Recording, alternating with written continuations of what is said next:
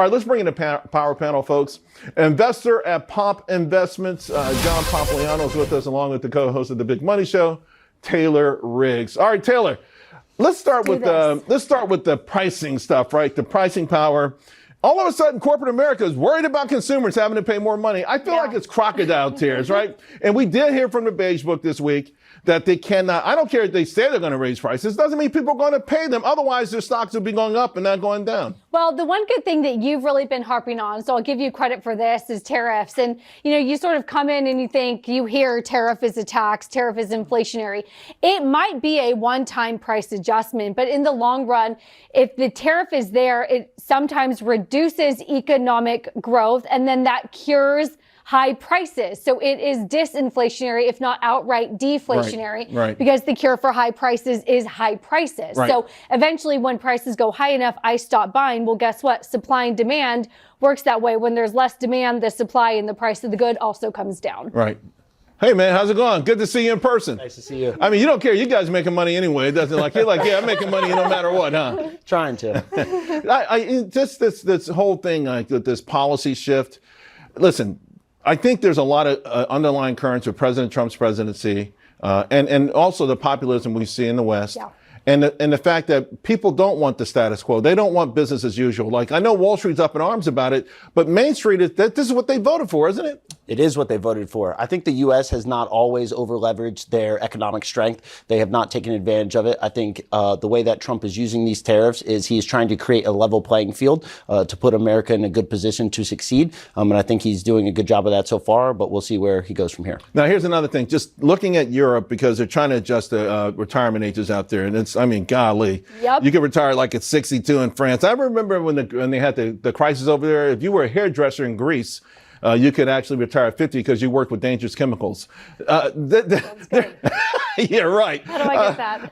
But ultimately, we start talking about things like Social Security. Yes. Are we ever going to be able to get people to say work longer? I mean, it comes to a head at some point. Yeah, I mean, it is the third rail, though, of politics. So I would love to see people on the right and the left, and I said this today on the show, come in, and if we're all living longer, guess what? I hate to break it to you. You're going to have to delay the start at which you start collecting Social Security, because we're not. And was it you who told me that Social Security was originally started because people were dying at 50? So when you tell me that I'm going to collect it at 60, that sounds great. Right. The problem is we're all living till 100. Right. So Social Security isn't going to be around for me. The way to save it is to actually delay it if you don't want to do other cuts. Yeah, and then you can have means tests, you can do all of this stuff, and still might not be enough. This is probably one of the big arguments, too, for cryptocurrency, right? It is. It is. I think the number one thing that we can help with our younger generation, Gen Z specifically, is to have them start investing, right? 50% of Americans don't have any investments for retirement. 60% of people 75 years and older don't have anything for retirement, right? So they are reliant on these systems that at one point were a safety net and have now turned into a little bit of a crutch for the American citizen. Can I opt out of Social Security and just do my own private investment? Oh, I would love that. You know,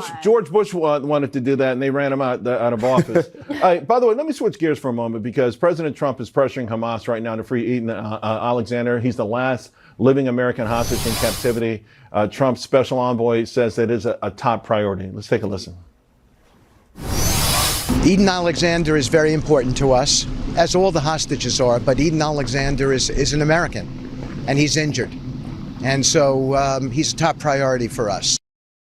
I'm from the same hometown as he is, and so the billboards are up, and you know, it's really heartbreaking, but we want to see this we want to see this finally fixed up and taken care of, don't we? 1000%. And I think that was certainly not the top issue in the election. But when we were going to the polls, I think a lot of people thought the October 7th thing should have never happened. You have Russia invading Ukraine. That should have never happened. Who do we have come into office that can end wars, not start them? And I think a lot of people learned from Trump 1.0. Yeah. He might be the guy to end them. So if there's anyone to do it, I think people are hopeful that Trump can work with Bibi to help bring some of these. One of the best lines in that joint conference was like, you know, the last term they wanted legislation to stop the invasion at the southern border. Turns out we just didn't have the right president. Right? I mean, isn't that the case, John? I mean, a lot of things have turned on a dime, particularly internationally. particularly international, and also the sentiment of America, right? We initially, when Trump got put into office, the sentiment was America is back, open for business. And I think that's very true. And I think he's trying to put forward pro-business policies to help both the private and the public sector innovate, succeed, and deregulate. Taylor, I got to ask you a question as a mom. Yeah. I'm reading so everyone's telling their kids you got to learn how to code or whatever Yes. it is now, but it turns out the coders are telling their kids you got to go into the arts. Because what is the arts like AI proof, right? Like robot proof. Right. That's what they say. But I mean, at some point, you're going to go home and the robot's going to be playing the piano. You know, I think we're a long ways away from robots coming and taking our jobs. That being said, my daughter's only 18 months, so I have some time. But I do want to start encouraging her to do what you love. Now, that does not mean I'm funding you while you become an artist and you don't make a livable wage. You do have to be self-supporting. But I do want to encourage her to find something that she loves. And you know what? The best advice I got from my parents was invest in yourself. If AI comes from my job, I'm okay. I have 1,000 other skills because I've spent the last 35 years investing in myself. I want to continue that tradition with my daughter. Well, you talked about younger adults investing at a young age. What about even financial literacy, even earlier than that? Financial literacy in this country should be a national emergency. Right. We are setting our young children up for failure by not teaching them the proper tools and the experience and the skills to be able to invest in themselves and put themselves in a good position moving forward. You got that Pompliano ruggedness look to you. So I want to ask you a question. Doesn't he? Yeah. And you're an animal lover, so you both are Yes. like this. We got less than a minute to go. But apparently the U.S. Fish and Wildlife Service is saying that Americans should hunt and cook this species. We'll put a picture of it because I don't. It's called a nutrias. It's an invasive species that's found near marshy areas. They say what we should be doing is eating them to help curb the population. I don't know if you boil them or fry them, but what are you thinking, John? I'm going to stick to steak. It tastes like chicken. What are you talking about? I'm a vegetarian. I'm going to pass on this one.